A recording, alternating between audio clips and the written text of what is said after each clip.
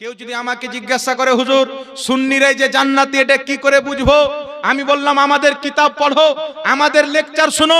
আল্লাহর ইজ্জত জালালের কসম, আমাদের লেকচারের মধ্যে কিতাবের মধ্যে চুল পরিমাণে কেউ যদি খোদার বেয়াদবি দেখিয়ে দেয়, নবীর বেয়াদবি দেখিয়ে দেয়, ওলিদের বেয়াদবি দেখিয়ে দেয়, আমরা তার গোলামি করতে প্রস্তুত আছি কিয়ামত পর্যন্ত। আমাদের বক্তব্য কিতাব থেকে আল্লাহ রাসূলের গুস্তাখি কেউ বের করতে পারে না।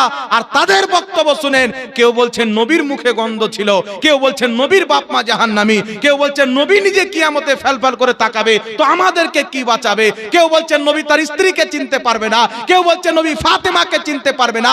আরে সুন্নি জান্নাতি এই জন্য যে সুন্নিরা গুস্তাখে রাসূল নয়। জোরে বল সুবহানাল্লাহ। আর আল্লাহ সুবহানাহু তাআলা কুল কায়নাতে যতই বান্দা সৃষ্টি করেছেন সবচাইতে বেশি পাওয়ার এবং ক্ষমতা আমার নবী মুহাম্মদ রাসূলুল্লাহকে দান করেছেন। সুবহানাল্লাহ। এই আমার নবীকে পাওয়ার দিয়েছি কি দেয়নি বাবা? জোরে বলেন। দিয়েছে না? কিরকম পাওয়ার দান করেছেন? মুখতারে কুল, আল্লাহ পাক সমস্ত জিনিসের ক্ষমতা পাওয়ার আমার নবী মুস্তাফাকে দিয়েছেন। এটা হচ্ছে আহলে সুন্নাত ওয়াল জামাতের আকীদা। বর্তমান সময়ে মুসলমান নাম দিয়ে অনেক রকমের ফিরকা মার্কেটে বেরিয়েছেন বাবা, অনেক রকমের ফিরকা। কোন মৌলবী শুনবেন বলবে আমার নবীকে আল্লাহ কোনো ক্ষমতা দেয়নি, কেউ বলবে আমার নবীকে আল্লাহ ইলমে গায়ব দান করেনি, কেউ বলবে আমার নবীকে আল্লাহ পাক জিন্দা রাখেননি, উনি মরে গেছেন। আর আমার কাছে একটি কিতাব আছে তাকওয়িয়াতুল ঈমান, লেখকের নাম হচ্ছে ইসমাইল দেহলভী। দেখবেন মার্কেটে একটা দল বেরিয়েছে তবলিগি জামাত নামে। এই জামাতের সবচাইতে বড় ইমাম ইসমাইল দেহলভী তাকওয়িয়াতুল ঈমানের 50 পৃষ্ঠার মধ্যে লিখতেছেন যে আল্লাহ তাবারাক ওয়া তাআলা মুহাম্মদ সাল্লাল্লাহু আলাইহি সাল্লামকে কোন জিনিসের 0% ক্ষমতা দেয়নি। চিন্তা করেন, যেই খোদা নমরুদকে ক্ষমতা দিতে পারে, ফিরআউনকে ক্ষমতা দিতে পারে, সেই খোদা কি মুস্তাফাকে ক্ষমতা দেয়নি বাবা? একটু জোরে বলতে হবে, দিয়েছে কি দেয়নি? এখন কয়েকটি হাদিস আপনার সম্মুখে উপস্থাপন করছে। এদের আকীদা হচ্ছে যে আল্লাহ পাক নবীকে কোনো ক্ষমতা দেয়নি, কিন্তু সাহাবীর কি আকীদা? এদের আকীদা হচ্ছে নবীর কাছে চাওয়া যাবে না। বলে কি বলে না বাবা? তো ওই লোকটাকে গিয়ে বলবে নবীর কাছে চাইবো না, তুই জান্নাত দে আমাকে। আরে কিয়ামতের ময়দানে খোদার জান্নাত যিনি বন্টন করবেন তিনি হচ্ছেন মুহাম্মদ রাসূলুল্লাহ। রাসূল পাক বলছেন, সুনান ইবনে মাজার মধ্যে সহিহ সূত্রে হাদিসটি বর্ণিত, আল্লাহর হাবিব বলছেন শাফাআতি লি আহলিল কাবাইর মিন উম্মতি, আমি নবী মুস্তাফা কিয়ামতের ময়দানে আমার উম্মতের বড় বড় পাপীদেরকে সুপারিশ করে জান্নাতে নিয়ে যাব। কাকে? বড় বড় পাপীকে জান্নাতে নিয়ে যাব। আর সাহাবার কি আকীদা ছিল? উঠান বুখারী শরীফের মধ্যে হাদিস, হযরতে আবু হুরায়রা রাদিয়াল্লাহু তাআলা আনহু, আল্লাহর নবীর লক্ষ লক্ষ সাহাবী ছিলেন, জিনার থেকে সবচাইতে বেশি হাদিস বর্ণিত হয়েছেন তিনার নাম হচ্ছেন আবু হুরায়রা। বুখারী খুলেন, মুসলিম খুলেন, তিরমিজি খুলেন, নাসাই খুলেন, প্রত্যেকটি কিতাবে সবচাইতে বেশি হাদিস বর্ণনা করেছেন সাইয়্যিদনা আবু হুরায়রা রাদিয়াল্লাহু তাআলা আনহু।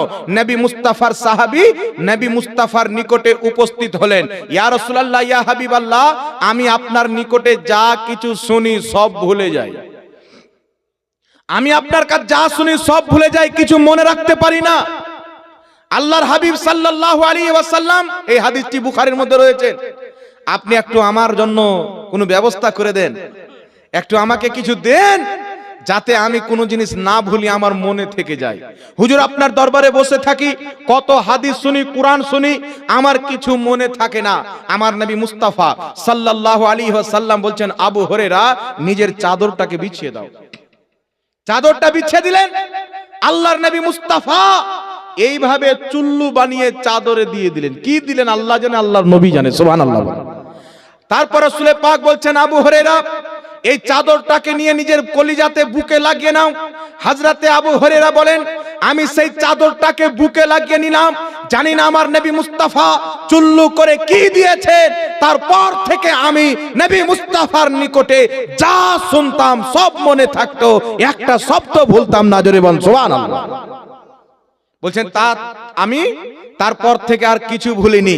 এই জন্য পৃথিবীর মুসলমান ইমামে আহলে সুন্নাত মুজাদ্দিদে দ্বীন ও মিল্লাত ইমাম আহমদ রাজা খা ফাজিলে বেরেলভি আলা হযরত रहमतुल्लाह अलैहि বলছেন, वो मालिके कुल है, पास कुछ रखते नहीं, दोनों जहां की नियामत है उनके खाली हाथ में, और मैं तो मालिक ही कहूंगा के हो मालिक के हबीब, यानी महबूबो मुहिब में नहीं मेरा तेरा। আবু দাউদ শরীফের মধ্যে হাদিস আছেন, হযরতে রাবিয়া নবী মুস্তাফাকে উযু করার জন্য পানি এনে দিতেন। আমার নবী মুস্তাফা সাল্লাল্লাহু আলাইহি ওয়াসাল্লাম একদিন খুশি হয়ে বলছেন, ইয়া রাবিয়া তাসাল্লি, এ রাবিয়া তুমি চাও আমার কাছে কি চাচ্ছ? হযরতে রাবিয়া বলছেন, ইয়া রাসূলুল্লাহ আমি জান্নাত চাই। আল্লাহর নবী বলছেন তোমাকে দেওয়া হবে, আর কি চাও? তো তিনি বলছেন, ইয়া রাসূলুল্লাহ আমি জান্নাত চাই, জান্নাতে আপনার পাশে জায়গা চাই, দুনিয়াতে আমি আপনার খিদমত করি, আপনাকে পানি এনে দিই, আমি চাই জান্নাতেও আপনার খাদিম হিসাবে আমি থাকতে চাই। রাসূল পাক বললেন তুমি এই কাজে সহযোগিতা করো, আমার বেশি করে সাজদা করো। একটু জোরে বলতে হবে সুবহানাল্লাহ। তো আল্লাহর নবী মুস্তাফার কাজ সাহাবা ইকরাম জান্নাত পর্যন্ত চেয়েছেন। এই পৃথিবীর মুসলমান এখানে আরেকটি কথা নোট করেন, আমার নবী মুস্তাফা সাল্লাল্লাহু আলাইহি সাল্লামকে হযরতে হাবিবে ইয়ামনি রাদিয়াল্লাহু তাআলা আনহু, তিনার বাড়ি ছিল ইয়ামান দেশে, আরব দেশে তিনি তিজারত করতে যেতেন, বিজনেস করতে যেতেন। তিনি একবার গিয়েছেন, আবু জেহেল উতবা সাইবা একটা কথা প্রচার করে রেখেছে যে বাইরে থেকে যারা এখানে আসবে তাদেরকে মুহাম্মদ সাল্লাল্লাহু আলাইহি সাল্লামের নিকটে যেতে দিও না, কারণ তারা জানতো যারা মুস্তাফার নিকটে চলে যায় তারা নিজের ধর্ম ছেড়ে ইসলামকে কবুল করে নেয়। একটা ব্যাড রিপোর্ট ছড়িয়েছিল। তিনি যখন গেলেন তিনাকে বলা হলো সব জায়গাতে যেও কিন্তু মুস্তাফার কাছে যেও না। আমাদের এলাকাতে একজন পাগল ব্যক্তি এসেছে, মাজনু ব্যক্তি এসেছে, যার নাম হচ্ছে মুহাম্মদ, নিজেকে নবী বলে দাবি করে। হযরতে হাবিবে এমনি চিন্তা করলেন যে একজন পাগল ব্যক্তি নিজেকে নবী বলে কেন দাবি করবে, একটু দেখি তো গিয়ে। তিনি যখন গিয়ে দেখতেছেন এ তো পাগল নয়, ইনার মতন চেহারা পৃথিবীতে কাউরির নাই। দেখতে এত সুন্দর, চোখের কত সুন্দর ডিজাইন, ভুরুর কত সুন্দর ডিজাইন, দাড়ির কত সুন্দর ডিজাইন। আমার নবীর চেহারাকে দেখে হতবাক, এই লোক তো পাগল হতে পারে না। এই পৃথিবীর মুসলমান হযরতে ইউসুফ আলাইহিস সালামের চেহারাকে দেখে মিশরের মহিলারা আঙ্গুল কেটে দিয়েছিল, জানতে পারেনি যে আমাদের আঙ্গুল কেটেছে।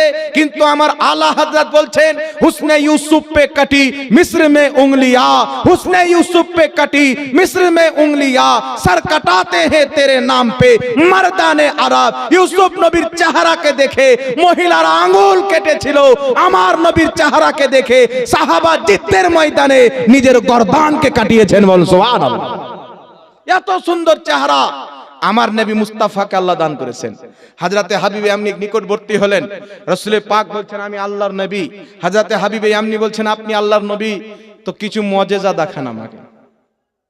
যারা নবী হবে তাদেরকে তো আল্লাহ পাক কিছু ক্ষমতা দান করবে, অলৌকিক ঘটনা তারা দেখাবে, যেটাকে মুজিজা বলা হয়। আমার নবী মুস্তাফা সাল্লাল্লাহু আলাইহি সাল্লাম আকাশের পূর্ণিমার চাঁদের দিকে ইশারা করলেন, সঙ্গে সঙ্গে দুই চাঁদ, সঙ্গে সঙ্গে এই আকাশের চাঁদ দুই ভাগে ভাগ হয়ে গেল, চাঁদ দুই খণ্ডিত হয়ে গেল। আর চাঁদ দুই খণ্ডিত হওয়ার সঙ্গে সঙ্গে হযরতে হাবিবে এমনি মুস্তাফার কালেমা পাঠ করে মুসলমান হয়ে গেল। আজ পর্যন্ত কোন বাদশা দেখান, আজ পর্যন্ত কোন রাজা দেখান যারা আসমানে রাজত্ব করেছে, জাদুঘর দেখান যাদের জাদু চাঁদে চলেছে। পৃথিবীতে এইরকম কোন ব্যক্তি নাই। তো বুঝা গেল মুসলমান যেই পাওয়ার ক্ষমতা আল্লাহ মুস্তাফাকে দিয়েছেন পৃথিবীর কাউকে দান করেনি। জমিনেও নবীর হুকুমত, চাঁদেও নবীর হুকুমত, আসমানেও নবীর হুকুমত, কবরেও নবীর হুকুমত, কাল কিয়ামতের ময়দানেও নবী মুস্তাফার রাজত্ব চলবে, হুকুমত চলবে। জোরে বল সুবহানাল্লাহ। ওই কিয়ামতের ময়দান যখন সংগঠিত হবে সবাই বলবে ইজহাবু ইলা গায়রি, অন্য কারোর কাছে যাও। আর আমার নবী কি বলবেন বাবা, কিয়ামতের ময়দান আমরা যখন কোনো কেসে ফেসে যাই উকিল ধরতে যাই কি যাই না বাবা? কথা বলেন, উকিল ধরি। আর যদি এলাকার থানাতে হয় তাহলে নেতা ধরি টিএমসির, নাকি যার হুকুমত থাকবে ওই নেতার তো দাদাগিরি বেশি চলবে। ওই কিয়ামতের ময়দানে সব মুসলমান একত্রিত হয়ে সবাই আলোচনা করে আদম নবীর দরবারে যাবে কিয়ামতের মাঠে। বুখারীর হাদিস।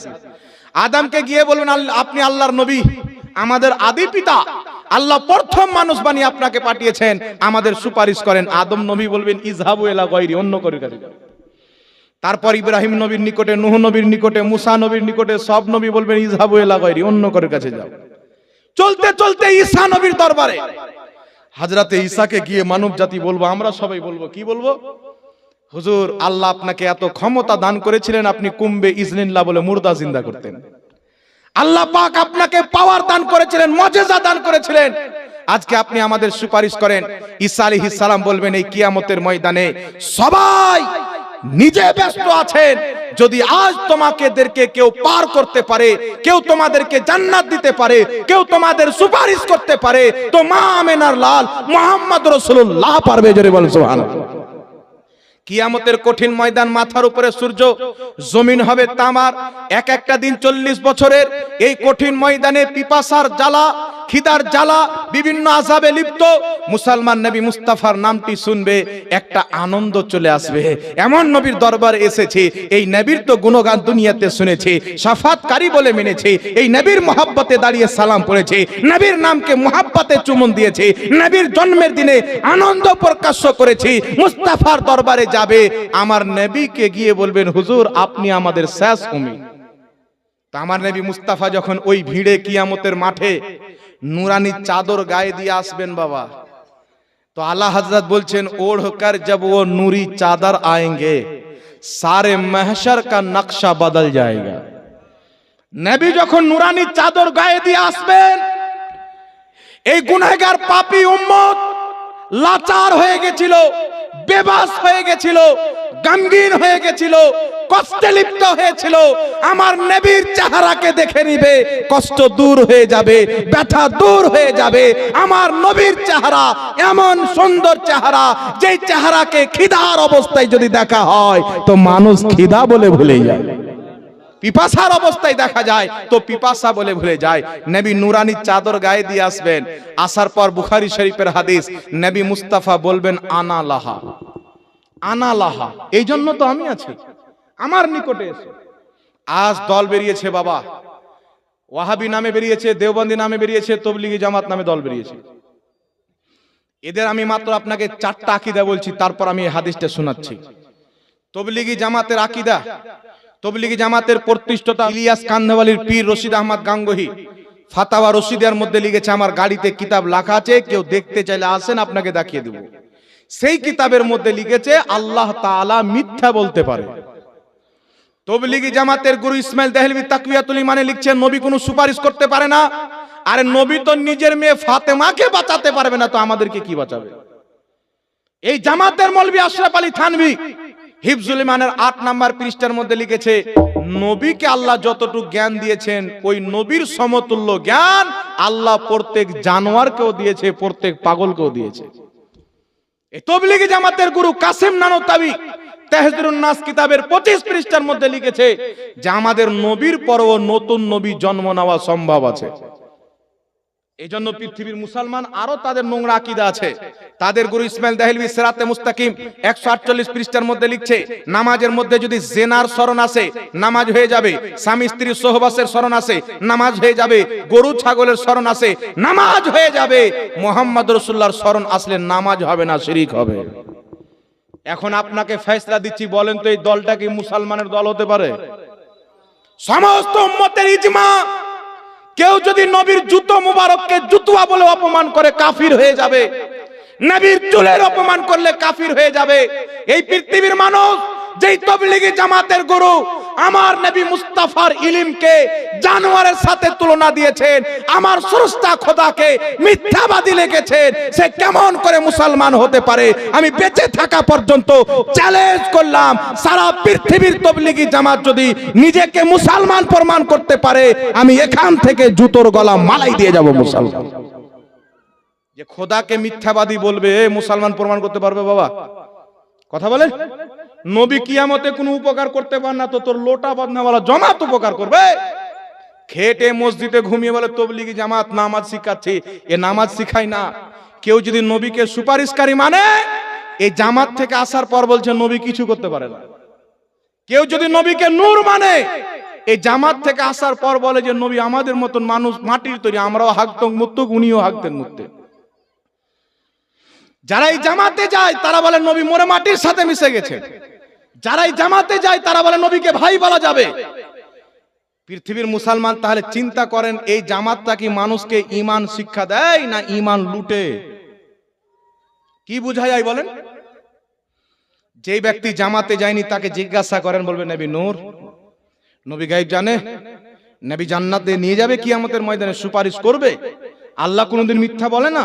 আর এই জামাত থেকে আসার পর ওদের এগুলো আকীদা হয়ে যায়। তো যেই জামাতের ভিত বুনিয়াদ এই আকীদার উপরে, এই জামাত তো খ্রিস্টানদের জামাত হতে পারে, মুসলমানের জামাত হতে পারে না। আর আমি এই কথা বলতে কোনো ভয় করি না বাবা। আসামের মাটিতে প্রোগ্রামে গিয়েছিলাম, এই জামাতের মৌলবীরা আমার নাম শুনে 200 জন দেওবন্দি মৌলবী ডেকেছিল।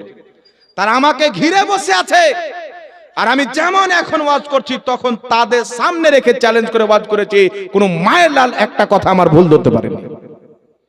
কারণ পৃথিবীর মুসলমান তারা জানে যে আমাদের আকীদা কি। এই জন্য মুসলমান যেই বলবে খোদা মিথ্যা বলতে পারে, ওর কাফির হওয়াতে যেই ব্যক্তি সন্দেহ করবে ও কাফির হয়ে যাবে। ওর বউ তো তালাক হবে, ওর শাশুড়িও তালাক হয়ে যাবে। একজন জিজ্ঞাসা করছেন, হুজুর এই আবার কোন মশলা, শাশুড়িও তালাক হয়ে যাবে? তো পাগলা, বউ যদি তালাক হয় তো শাশুড়ি কি করে থাকলো? বউয়ের জন্য তো শাশুড়ি থাকে না, কি বলেন? তো এটাকে মাজাকে নিবেন না বাবা। যদি কোনো ব্যক্তির মসজিদে, কোনো ব্যক্তির এলাকাতে এই লোটা বদনাওয়ালা আছে, তাকে ধরেন আর আমাদেরকে ফোন করেন, জাগে বসে নিজেকে মুসলমান প্রমাণ করো।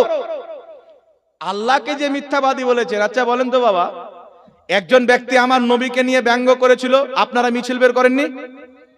করেছিলেন কিনা? মিছিল বের করেননি? কোথায়? উত্তরপ্রদেশে নবীকে গালি দিল আর মিছিল বের করলেন এলাকাতে, বাঙ্গালে, ঝাড়খণ্ডে, বিহারে, সারা দুনিয়াতে। লন্ডনে নবীর কোথায়? ফ্রান্সে মূর্তি বানালো, আমরা এখান থেকে মিছিল বের করে প্রতিবাদ করলাম। আর যেই তবলিগি জামাত খোদাকে মিথ্যাবাদী লিখেছে, নবীকে মুর্দা লিখেছে, নবীর জ্ঞানের মতন পশু পাখির জ্ঞান বলেছে, তাকে মসজিদে রান্না করে বিরিয়ানি খাওয়াচ্ছেন। তো আপনি কি করে মুসলমান হয়েছেন? মুসলমান কাকে বলে? আল্লাহ বলছেন ইয়া আইয়ুহাল্লাযীনা আমানু লা তাত্তাখিযু আবাআকুম ওয়া ইখওয়ানাকুম আউলিয়া ইলা আখিরিল আয়াত। আল্লাহ বলছেন হে মুসলমান, যদি তোমার আপন বাপ, যদি তোমার আপন ভাই ঈমান আনার পর নিজেকে কুফরিকে পছন্দ করে, বদাকিদাকে পছন্দ করে, আল্লাহ রাসূলের বেয়াদবিকে পছন্দ করে, তো খোদা পাক বলছেন তোমার আপন বাপ যদি হয়, আপন ভাই যদি হয়, লা তাত্তাখিযু, তার সাথে তোমার কোনো বন্ধুত্ব, কোনো আপোষ থাকতে পারে না। এইজন্য রাসূল পাক বলেছেন, সহিহ বুখারীর হাদিস, ওই ব্যক্তি কামিল মুসলমান হবে। ইসলামের সবচাইতে উত্তম জিনিস ওটাই যে তুমি কাউরির সাথে বন্ধুত্ব রাখো, ভালোবাসা রাখো তো আল্লাহ রাসূলের জন্য, আর দুশ্মনী রাখো তো আল্লাহ রাসূলের জন্য। আমার দুশ্মন কেন হবে বাবা? আপনার সাথে তো আমার কোনো মারামারি নাই। এবার আপনি বলেন, আমি বললে কেউ হয়তো বলবেন যে জাহাঙ্গীর সাহেব এসে তাবলিগি জামাতের ব্যাপারে বলছেন। আমার আল্লাহকে মিথ্যাবাদী বলেছেন, আমি যদি তার ব্যাপারে না বলি তো কার ব্যাপারে বলবো? এখানে যদি আপনার বাপ তুলে গালি দিয়ে দিই তো আমি কোন প্রধান বক্তা, কোথাকার মুফতি, কত আমার বিদ্যা, কত জ্ঞান আছে, কিছুই দেখবেন। আমার বাপকে গালি দিয়েছে, ধর্ষা লাগে না, কি বলেন? তো আল্লাহ মিথ্যা বলতে পারে, এটা কি আল্লাহকে গালি দেওয়া হলো না? কথা বলেন। একটা হিন্দুকে জিজ্ঞাসা করেন ভগবান মিথ্যা বলতে পারে? হিন্দু বলবে ভগবান কি মিথ্যা বলে রে পাগল। একটা খ্রিস্টানকে জিজ্ঞাসা করেন তোমাদের ঈশ্বর কি মিথ্যা বলতে পারে? বলবে ঈশ্বর কি কোনোদিন মিথ্যা বলে? আপনি যাকে জিজ্ঞাসা করেন প্রত্যেক ধর্মের লোক বলবে যে খোদা কোনোদিন মিথ্যা বলতে পারে না। আর এই তবলিগি জামাতের লোক আছে, এদের আকীদা খোদা মিথ্যা বলতে পারে। আর তবলিগি জামাতের গুরুর পীর রশিদ আহমদ গাঙ্গোহী ওর জামানাতে এই ফতোয়া দিয়েছিল যে আল্লাহ শুধু মিথ্যা বলতে পারে না, আল্লাহ মিথ্যা বলেছেও। এই জন্য আমার আলা হযরত এদেরকে বাতিল ফিরকা বলে ফতোয়া দিয়েছেন। তাই এদের আলা হযরতের নাম শুনলে চুলকানি হয়ে যায়। দেখবেন বর্ধমানের দিকে একটা পোল্ট্রি মুরগির সাইজের বক্তা বেরিয়েছে, এই বক্তা আলা হযরতের নাম নিলে এর চুলকানি উঠে যায়। কথা বলছেন বাবা? বলছে আলা তো আল্লাহ, তোমার হুজুর কি করে আলা হয়ে গেল? তো আল্লাহ কোরআন পাকে বলেছেন তোমরাই আলা যদি ঈমান নিয়ে এসো। ঈমানদারকে আল্লাহ আলা বলেছেন। আর বেরেলির আহমদ রাজা খোদাকে যখন মিথ্যাবাদী লেখা হচ্ছিল, রাসূলকে মুর্দা লেখা হচ্ছিল, নবীর জ্ঞানকে পশু পাখির সাথে তুলনা দেওয়া হচ্ছিল, আমার আলা হযরত একটা নয় দুটা নয় 1000 চাইতে বেশি কিতাব লিখে হিন্দুস্তানি মুসলমানদের ঈমানকে বাঁচিয়েছেন। তাই আরব দেশের উলামায়ে কেরাম বলেছেন সবাই তো হযরত আছে, বেরেলির আহমদ রাজা আলা হযরত, জোরে বল সুবহানাল্লাহ। আলা মানে বড় হযরত, বড় হুজুর, এটা বলা যায় কি যায় না বাবা, জোরে বলে।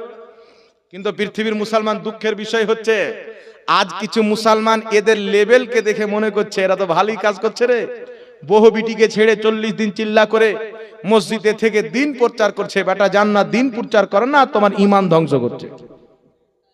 এতই যদি দিন প্রচার করা শখ হতো, অমুসলিমদের কাছে আজ পর্যন্ত যায়নি কেন বাবা? খ্রিস্টানের কাছে যায়নি কেন? ইহুদির কাছে যায়নি কেন? নাসারার কাছে যায়নি কেন? কোন হিন্দু ভাইকে গিয়ে কেন বুঝায়নি? এ মুসলমানকে গিয়ে ওর আকীদা খারাপ করাকে দিন মনে করে। এই জন্য শয়তান এখন সিংহাসনে বসে আছে। ওকে বলেন তুই বসে আছিস তো তোর কাজ কে করে? তো বলবে এই মৌলবীদেরকে আমি খেলাফত দিয়েছি, যে আমার কাজ তারা চালাই, আমি এখন আরাম করতেছি। এই জন্য বাবা খবরদার থাকতে হবে, খবরদার। আপনার বাপকে কেউ যদি গালি দেয় বা আমার বাপ মাকে কেউ যদি গালি দেয়, আমি তার পিছে চিরদিন নামাজ পড়বো না। একজন ইমাম সাহেব আপনাদেরকে নামাজ পড়ালেন তারাবির 20 রাকাত, নামাজ শেষ করার পরে বলছেন সমাজের লোক আমাকে ক্ষমা করবেন, আমি ভুলে গেছিলাম আমার উযু ছিল না। বলেন নামাজ হবে? এই জোরে বলেন নামাজ হবে? তো উযু না থাকলে যদি নামাজ না হয় তার পিছনে, তাহলে যেই ব্যক্তির ঈমান থাকবে না তার পিছে আপনার নামাজ কি করে হবে বলেন? আল্লাহকে মিথ্যাবাদে বলার পর করির ঈমান থাকতে পারে, নবীর জ্ঞানকে জানোয়ারের সাথে তুলনা দেওয়ার পর করি ঈমান থাকতে পারে। এই জন্য খবরদার পৃথিবীর মুসলমান, আমার নবী মুস্তাফা বলেছেন 73টি ফিরকা হবে মুসলমান নামে, 72টি জাহান্নামে যাবে, একটি জান্নাতে যাবে। আর যারা জাহান্নামী হবে জান্নাতীদের চাইতে নামাজ বেশি পড়বে, রোজা বেশি রাখবে, কোরআন বেশি তেলাওয়াত করবে, কিন্তু তারা ইসলাম থেকে এমন ভাবে বেরিয়ে যাবে যেমন তীর কামান থেকে বেরিয়ে যায়। ইয়া রাসূলুল্লাহ, ইয়া হাবিবাল্লাহ, নামাজ বেশি পড়বে, রোজা বেশি রাখবে, কোরআন তেলাওয়াত করবে, কিন্তু মুসলমান কেন থাকবে না? তো ইবাদত তো থাকবে, অন্তরে মুহাম্মদ রাসূলুল্লাহর আদব থাকবে না। আর নবীর যদি আদব না থাকে আমলের কোনো মূল্য থাকে না, মুসলমান হতেই পারে না। ইবলিসের 90 কোটি বছরের ইবাদত ছিল, আদমকে সাজদা করেনি বলে সব শেষ। এই ঠিক না বেঠিক বাবা, জোরে বলে? 90 কোটি বছরের কবুল ইবাদত বরবাদ। তাহলে মুহাম্মদ রাসূলুল্লাহর ইলমকে জানোয়ারের সাথে তুলনা দিয়ে খোদাকে মিথ্যাবাদী বলে 40 দিনকার চিল্লা কোন কথা? 40,000 কোটি বছর চিল্লা করলেও জাহান্নামে যেতে হবে, কোনোদিন জান্নাতের খুশবুও পাবে না। এই জন্য বিরাদ ইসলাম সচেতন থাকতে হবে। এইবার চলে আসেন, আমার নবী মুস্তাফার কাজ সব ছুটে যাবেন। রাসূলে পাক বলবেন আনা লাহা, আমার কাছে এসো, এই জন্য তো আমি আছি। বুখারী শরীফের হাদিস, দয়ার নবী মুস্তাফা সাল্লাল্লাহু আলাইহি ওয়াসাল্লাম বলছেন এমনি সমাতে আমি সাজদাতে যাব, মহান রব্বুল আলামিন ওই সমাতে কিয়ামতের মাঠে উম্মত হাহাকার করতেছেন, মুস্তাফা সাজদাতে পড়ে উম্মতের জন্য কান্না করতেছেন। রাসূলে পাক বলছেন আল্লাহ আমাকে ওই সময় একটা তাসবিহ শিখাবে, আমি সেই তাসবিহটা পাঠ করব, দীর্ঘ সময় চলে যাবে, আমার নবী উম্মতের জন্য কান্না করবেন। আমার আলা হযরত ছন্দের মাধ্যমে কিয়ামতের নকশা খিঁচতেছেন। কি খিঁচতেছেন? কি খিঁচতেছেন? কি খিঁচতেছেন? বলছেন পেশে হক মুজদা शफाअत का सुनाते जाएंगे, आप रोते जाएंगे, हमको हंसाते जाएंगे। আমার নবী মুস্তাফা শাফাতের মুজদা শুনিয়ে যাবেন, আর উনি নিজে কান্না করবেন, আর নিজের পাপী উম্মতকে জান্নাত দিয়ে হাসাবেন। আর জোরে হবে না সুবহানাল্লাহ? রাসূল পাক সাজদাতে আছেন বাবা, প্রত্যেক নবী ঘুরিয়ে দিয়েছেন ইজহাবু ইলা গায়রি, কিয়ামতের ময়দান। আচ্ছা বাবা, এই তবলিগি জামাত হোক আর যেই হোক, এদেরকে জিজ্ঞাসা করিয়েন তো যে তুই গ্যারান্টি দে আমাকে জান্নাতে নিয়ে যাবি, দিবে? কথা বলেন। ওর নিজের গ্যারান্টি নাই তো আপনাকে কি গ্যারান্টি দিবে? কিন্তু আমি আপনাকে গ্যারান্টি দিতে পারি যে আপনি নবী মুস্তাফার সচ্চা গোলাম হয়ে যান, কিয়ামতে নবী জান্নাত দিবে, গ্যারান্টি। বুখারীর হাদিস, ইবনে মাজার হাদিস, সহিহ মুসলিমের হাদিস। আর শুধু নবী নয়, যারা রাসূলুল্লাহর ইত্তেবা করে নবীর সচ্চা গোলাম হয়ে আল্লাহর ওলি হয়ে যায়। মুস্তাফা বুখারীর হাদিসে বলছেন ইয়াশফাউ ইয়াউমাল কিয়ামাতি, কিয়ামতের ময়দানে শাফাত করবে আল আম্বিয়া, নবীগণ, ওয়াল মুমিনিন, এবং আল্লাহ পাকের ঈমানদার বান্দা ওলিগণ। জোরে বল সুবহানাল্লাহ। তো কিয়ামতের ময়দানে সব তাকিয়ে আছেন, আমার নবী সাজদাতে আছেন। দীর্ঘ সময় চলে যাওয়ার পর আল্লাহ পাক বলছেন ইয়া মুহাম্মদ, হে আমার হাবিব, মাথা তুলো, সাজদা থেকে মাথা তুলো। আল্লাহর নবী মাথা তুলছেন না। আল্লাহ বলছেন মাথা তুলো, কিয়ামতে নবী মাথা তুলছেন না। আল্লাহ পাক বলছেন হাবিব মাথা তুলো, তুমি যা চাইবে আমি তোমাকে তাই দেব। তুমি যার শাফাত চাইবে তাকে বকশে দেওয়া হবে, তুমি যার বকশিশ চাইবে তাকে ক্ষমা করে দেওয়া হবে। এই সময়তে আমার নবী মাথা তুলছেন। পৃথিবীর মুসলমান, এই ওয়াদা আল্লাহ দুনিয়াতে নবীর সঙ্গে করেছেন। আল্লাহ কুরআন পাকে বলছেন, কি বলতেছেন? ওয়ালা সাউফা ইউতিকা রাব্বুকা ফাতারদা, হে নবী অতি শীঘ্রই আমি আপনাকে এত দিব, এত দিব, আপনি রাজি হয়ে যাবেন। কেউ জিজ্ঞাসা করলেন ইয়া রাসূলুল্লাহ, খোদা তো আপনাকে রাজি করবেন, আপনি কত নিলে রাজি হবেন? আমার নবী মুস্তাফা বলেছিলেন এক এক করে আমার সব উম্মত জান্নাতে চলে যাবে, আমি মুস্তাফা রাজি হয়ে যাব। আমার একটা উম্মত যদি জাহান্নামে থাকে আমি রাজি হব না, তবে উম্মত হতে হবে। আর কেউ যদি চুল পরিমাণে নবীর বেয়াদবি করে চিরস্থায়ী জাহান্নামে যাবে, কোনোদিন জান্নাতে যাবে না, কারণ ও মুসলমানই থাকে না। এই জন্য বলতে চাই বাবা, সুন্নি হয়ে বাঁচুন। কেউ যদি আমাকে জিজ্ঞাসা করে হুজুর সুন্নিরাই যে জান্নাতি, এটা কি করে বুঝবো? আমি বললাম আমাদের কিতাব পড়ো, আমাদের লেকচার শুনো। আল্লাহর ইজ্জত জালালের কসম, আমাদের লেকচারের মধ্যে, কিতাবের মধ্যে চুল পরিমাণে কেউ যদি খোদার বেয়াদবি দেখিয়ে দেয়, নবীর বেয়াদবি দেখিয়ে দেয়, ওলিদের বেয়াদবি দেখিয়ে দেয়, আমরা তার গোলামি করতে প্রস্তুত আছি। কিয়ামত পর্যন্ত আমাদের বক্তব্য কিতাব থেকে আল্লাহ রাসূলের গুস্তাখি কেউ বের করতে পারে না। আর তাদের বক্তব্য শুনেন, কেউ বলছেন নবীর মুখে গন্ধ ছিল, কেউ বলছেন নবীর বাপ মা জাহান্নামী, কেউ বলছেন নবী নিজে কিয়ামতে ফেলফেল করে তাকাবে, তো আমাদেরকে কি বাঁচাবে? কেউ বলছেন নবী তার স্ত্রীকে চিনতে পারবে না, কেউ বলছেন নবী ফাতেমাকে চিনতে পারবে না। আরে সুন্নি জান্নাতি এই জন্য যে সুন্নিরা গুস্তাখে রাসূল নয়। জোরে বল সুবহানাল্লাহ। আমরা নবীর বেয়াদবি করি না, খোদার বেয়াদবি করি না, এই জন্য সুন্নি জান্নাতি। আর যারা নবীর বেয়াদবি করে, নামাজ যতই পড়ুক, রোজা যত পড়ুক রাখুক, হজ যতই করুক, তাদের ঠিকানা জাহান্নাম হবে। এর কারণ হচ্ছে যে নবীর পিছে নামাজ পড়নেওয়ালা জুলখায়সরা যদি জাহান্নামে যায় নবীর বেয়াদবি করার কারণে, তো আজকাল মৌলবীর পিছে নামাজ পড়ে নবীর বেয়াদবি করলে জান্নাতে যাবে। আর বেয়াদবদের জামাত, তবলিগি জামাতে, দেওবন্দি জামাতে, আহলে হাদিস জামাতে কেউ যদি যায়, ও মুসলমান থাকবে? ও কি নবীর শাফাত পাবে? এইবার চলে আসেন বিরাদর ইসলাম, আমার নবী মুস্তাফা মাথা তুলছেন, মাথা তুলছেন। চিন্তা করেন, কিয়ামতের ময়দানে প্রত্যেক নবী, আদম থেকে নিয়ে ঈসা পর্যন্ত প্রত্যেক নবী লাজবাব, সকলেই সম্মানিত। কোন নবীর কি সম্মান কম আছে বাবা? কথা বলে। গৌসে আজম, ইমামে আজম, সিদ্দিক আকবর, ফারুক আজম, মাওলা আলী, হাসান, হুসেন, সারা পৃথিবীর মানুষ কিয়ামতের ময়দানে খোদাকে রাজি করাতে ব্যস্ত আছে। আর আমার খোদা মুস্তাফাকে রাজি করাতে ব্যস্ত আছে। সবাই খোদার দিকে তাকিয়ে আছে, যাতে খোদা রাজি হয়ে যাক। আর আমার নবীর দিকে মুস্তাফা তাকিয়ে আছেন, যে আমার হাবিব রাজি হয়ে যাক। এটাই কি বেরেলির আলা হযরত বলছেন, খোদা কি রাজা চাহতে हैं दो आलम, খোদা চাহতা है রাজায়ে মোহাম্মদ। সারা পৃথিবী চাই খোদাকে রাজি করব, আমার খোদা চাই মুহাম্মদ রাসূলুল্লাহকে রাজি করব। আল্লাহর নবী মাথা তুলবেন, শাফাত আরম্ভ হবে। নবীর যখন শাফাত চালু হবে, প্রত্যেক নবীকে অনুমতি দেওয়া হবে, সাহাবীদেরকে অনুমতি দেওয়া হবে, ওলিদেরকে অনুমতি দেওয়া হবে, পীর পয়গম্বরদেরকে অনুমতি দেওয়া হবে। যারা বলে আল্লাহর ওলিরা সুপারিশ করতে পারে না, সারা পৃথিবীতে এমন কোন মায়ের লাল থাকে তো জাহাঙ্গীরের সামনে একবার বসিয়ে দিয়েন। নবীও শাফাত করবে। নবী মুস্তাফার সুন্নাতে আমল করে যারা আল্লাহর বেলায়েত পেয়েছেন তারাও সুপারিশ করবে। একটু জোরে বলেন না সুবহানাল্লাহ। বুখারীর হাদিসে রাসূল পাক আলাইহিস সালাতু ওয়াস সালাম বলছেন, আল্লাহর ওলিরা এমন ভাবে আল্লাহর সঙ্গে ঝগড়া করবে মানুষের সুপারিশ করার জন্য, যে দুনিয়াতে যেমন আমরা জমি নিয়ে ঝগড়া করি, আর চাইতে বেশি ঝগড়া করবে আল্লাহর সাথে। আল্লাহ পাক বলবেন কি চাও? বলবে আল্লাহ আমাদেরকে জান্নাত দিচ্ছ, আর আমাদের ভাই যারা আমাদের সাথে নামাজ পড়তো, আমাদেরকে মোহাব্বত করতো, আমাদের সাথে রুকু করতো, রোজা রাখতো, তারাকে ছেড়ে আমরা কি করে জান্নাতে যাব?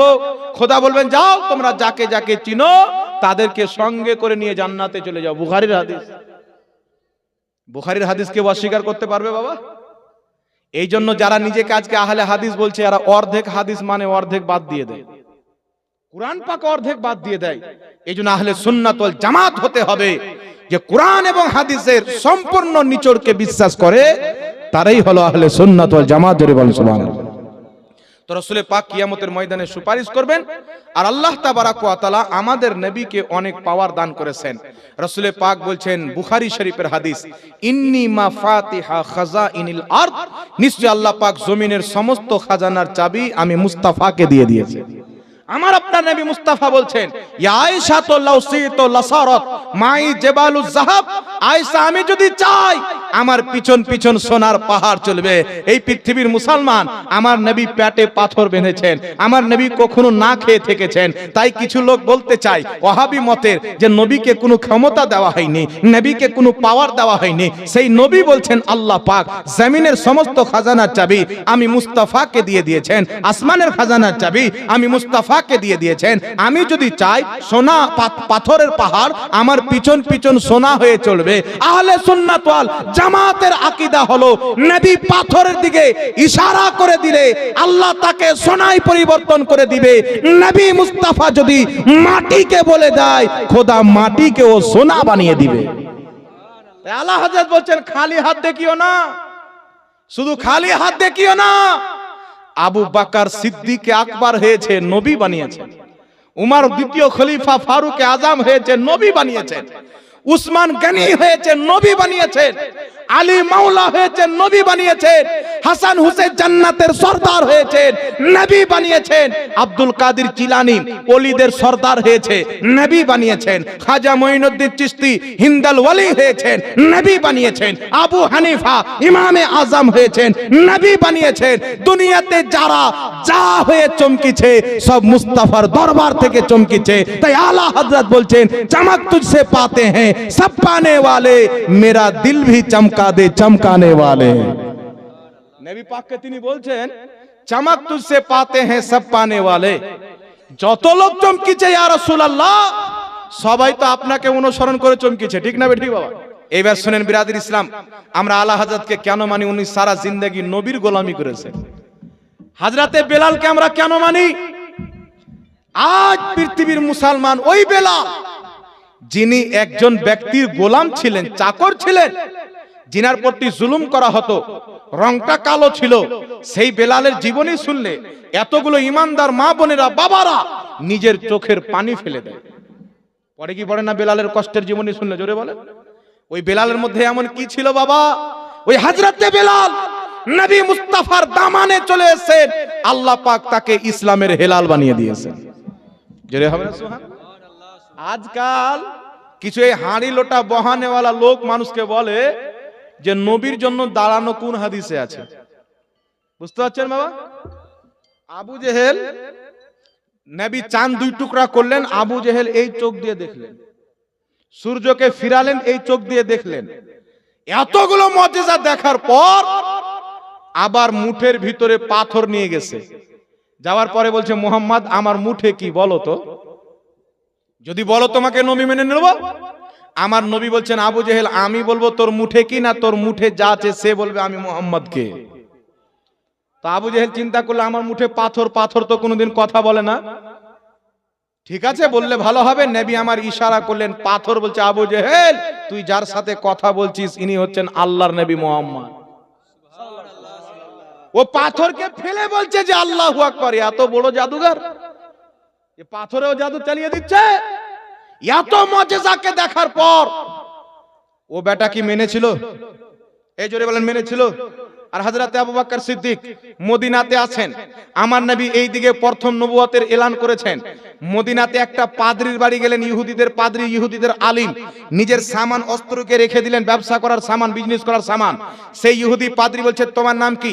বলছেন আবু বকর ইবনে কুহাফা। বলছে তোমার বন্ধু মুহাম্মদ ইবনে আব্দুল্লাহ আছে? তিনি বললেন হ্যাঁ। বলছে তোমার মক্কা যাওয়ার পূর্বে তিনি ইসলামের এলান করে দিবেন, আর সে তোমার বন্ধু হবে, আর তুমি তিনার প্রথম খলিফা হবেন। এইভাবে অনেক নিশানি বলে আবু বকর সিদ্দিক বাড়ি আসলেন। যেমনই বাড়িতে ঢুকেছেন, বাড়িতে বলছেন আমার বন্ধু মুহাম্মদ সাল্লাল্লাহু আলাইহি ওয়াসাল্লাম কোথায়? বাড়ির লোক বলছেন তোমার বন্ধু মুহাম্মদ নিজেকে নবী দাবি করেছেন। হযরতে আবু বকর সিদ্দিক নবীর দিকে রওনা হয়ে গেলেন। আল্লাহর নবী পাহাড়ের উপরে বসে আছেন। আবু বকর সিদ্দিককে দেখে আমার নবী মুস্তাফা দাঁড়িয়ে গেলেন। নবী মুস্তাফা সাল্লাল্লাহু আলাইহি সাল্লাম দাঁড়িয়ে বলছেন আবু বকর আমি হচ্ছেন আল্লাহর নবী। আবু বকর সিদ্দিক বললেন আপনি আল্লাহর নবী, তো নবীগণের তো অনেক আলামত হয়, মুজিজাত হয়। আমার নবী বললেন আবু বকর তোমার জন্য কি এটা যথেষ্ট নয়? তুমি যেই মদিনাতে যেই পাদ্রীর বাড়িতে সামানগুলিকে রেখেছিলে আর সেই বলেছিল আবু বকর তোমার বন্ধু মুহাম্মদ নবুয়তের এলান করে দিয়েছেন, এটা কি তোমার জন্য যথেষ্ট নয়? হযরতে আবু বকর সিদ্দিক চোখ বন্ধ করে বললেন আপনি সত্যি আল্লাহর রাসূল,